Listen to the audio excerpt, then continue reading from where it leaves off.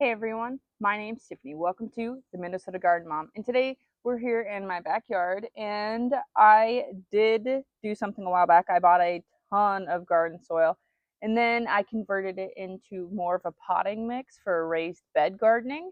And that meant that I let my husband know that I wanted some raised beds made. So let's talk about this one. This one is 2.5 feet deep and it's 8 feet long. And I came up with that one because I just measured the space that would actually fit here. But before I decided to make this garden bed or get that soil last year, I planted some stuff back here. I left some stuff in pots, put stuff in ground just to see if it would actually thrive back here because it does get partial shade, but it gets a ton of sun at certain parts of the day, and it's also blocked a bit by our north winds. So I asked my husband to put this together because the things that I planted back here did all right. And I told him I wanted to put some potatoes in the ground, and he asked if we needed to get some red cedar. So I know that's a bit of a stopper for a lot of people. They're like, hey, I don't want to spend that much money.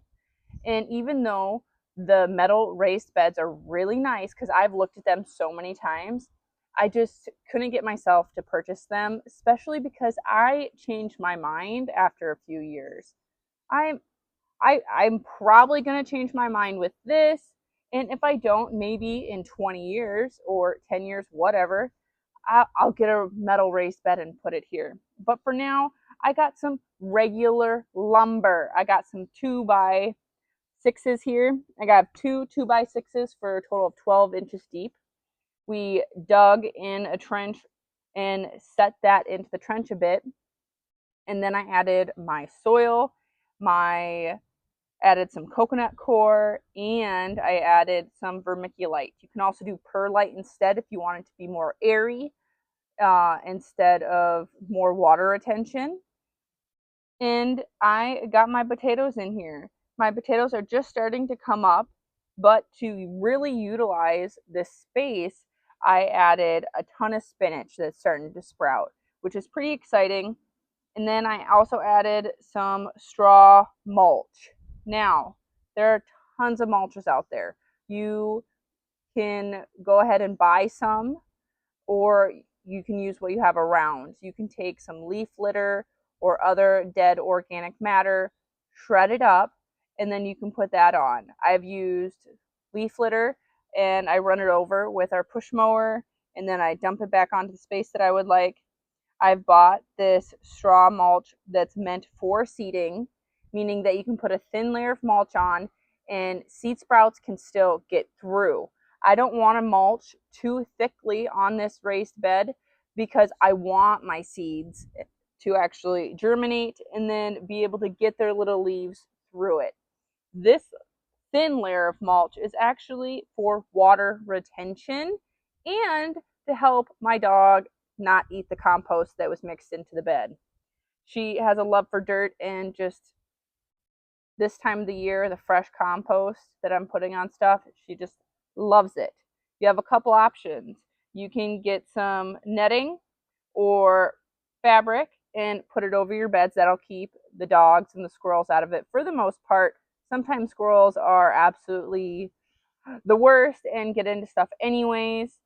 If that's happening, cayenne pepper powder, you can get a cheap bottle of it from Walmart, Target, pretty much anywhere is going to have some cayenne powder. If you grow and powder your own, that's fine too.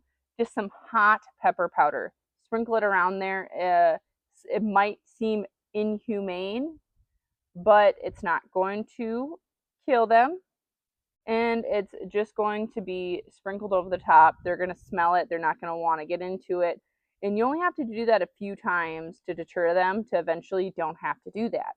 Now, if it's regularly raining where you are, then that's going to wash it away. Having some straw mulch with that powder on the top, it's going to stick to the straw a bit more, so it's not going to wash away completely. So that helps that. And I really don't have too much of a squirrel problem here, but previously, especially when I lived in town, I had a lot of squirrel pressure, and I mean, like, they would destroy and eat everything. It was awful. Oh, the other mulch that I was going to talk about is wood chips. Now, it will tie up some nitrogen, and people are worried about that leaching later on or pulling too much in the beginning.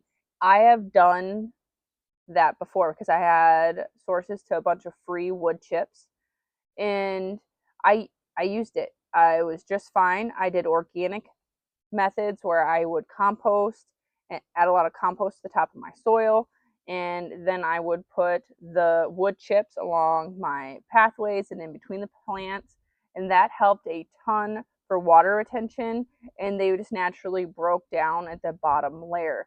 So I didn't really have too much trouble with that. Now, if you're putting a super thick layer on, you're not going to have quite the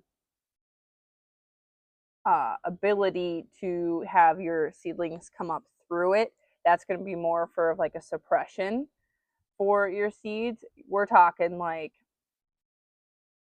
2 to 6 inches for, depends on the plant, 2 to 6 inches of mulch that would suppress those seeds. Now, if you're really wanting to suppress the seeds and the weeds around the plants that you've already put in your garden, then go for it. You can add that heavier mulching layer, but be aware that other things are going to want to live in that organic matter.